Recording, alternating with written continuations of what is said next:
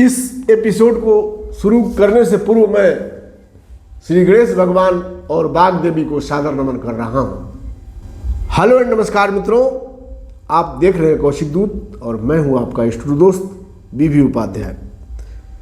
प्रस्तुत है gold silver का वीकली प्रेडिक्शन, जो कि 8 जून 2026 से 12 जून 2026 तक का है। यह प्रेडिक्शन ग्रह चाल पर आधारित है। इस सप्ताह चंद्रमा शतभिषा, पूर्वा भाद्रपद, उत्तरा भाद्रपद, रेवती, अश्विनी, भरणी नक्षत्रों तथा कुंभ, मीन, मेष राशियों में संचरण करेंगे। 8 जून को शुक्र कर्क राशि में आकर बृहस्पति से मेल करेंगे। 8 जून को सराफा बाजार का रूप एक तरफा दिखाई दे रहा है, यानी अगर तेजी होगी तो एक तरफा तेजी होगी और मंदी हो गई तो एक तरफा मंदी ही होगी। इस पर आप नोट कर लेंगे। आप 8 तारीख को यानी 8 जून को बाजार का शुरू में रुख का अवलोकन करेंगे। जिस तरफ बाजार चल गया, अगर बुलिश की तरफ चल गया तो बुलिश की तरफ बढ़ लेगा, अगर बेरिश की तरफ बढ़ा तो बेरिश की तरफ बढ़ेगा और ज़बरदस्त बढ़ेगा और ज़बरदस्त घटेगा। इस पर आप अच्छा खासा ध्यान देंगे। पहले आपको 8 तारीख को सावधानी के साथ बाजार का रुख देखना है। 9 जून को जो 8 जून का बाजार का रुख रहेगा वही रहेगा।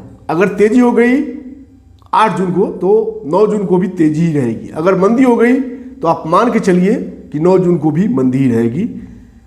यानी 8 जून का प्रभाव 9 जून के मार्केट पर पूरा पड़ने वाला है। 10 जून को गोल्ड सिल्वर के भाव कांस्टेंट यानी लगभग स्थिर रहेंगे। 10 जून को मुझे कोई भी बाजार में परिवर्तन का चांस नहीं दिख रहा है। 11 जून को चांदी में बहुत बड़ी मंदी का योग है।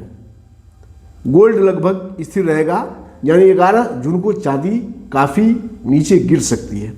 12 जून को भी 11 जून वाली ही स्थितियाँ रहेगी, यानी चांदी में गिरावट जारी रहेगी और सोना लगभग स्थिर रहेगा। आप बाजार का रुख देखें, मैंने 2 बार आपको हिंट दिया है। 8 जून की बाजार का रुख देखना बहुत ही जरूरी है और 11 जून को भी बाजार का रुख देखना आपको चाहिए कि चांदी में किस हद तक मंदी आ रही है। यह हमारा गोल्ड सिल्वर का जो वीकली प्रेडिक्शन है, यह ग्रह चाल पर और ज्योतिष के सिद्धांतों पर आधारित है। और आपको अगर व्यवसाय करना है तो आपको देसी विदेशी परिस्थितियों को देखना पड़ेगा, मार्केट का अपने ढंग से एनालिसिस करना पड़ेगा, अपने फाइनेंशियल एक्सपर्ट की राय भी लेनी पड़ेगी, तब जा करके आप सफल होंगे। यह एक संकेत मात्र है जो ज्योतिष के सिद्धांतों पर आधारित है। धन्यवाद।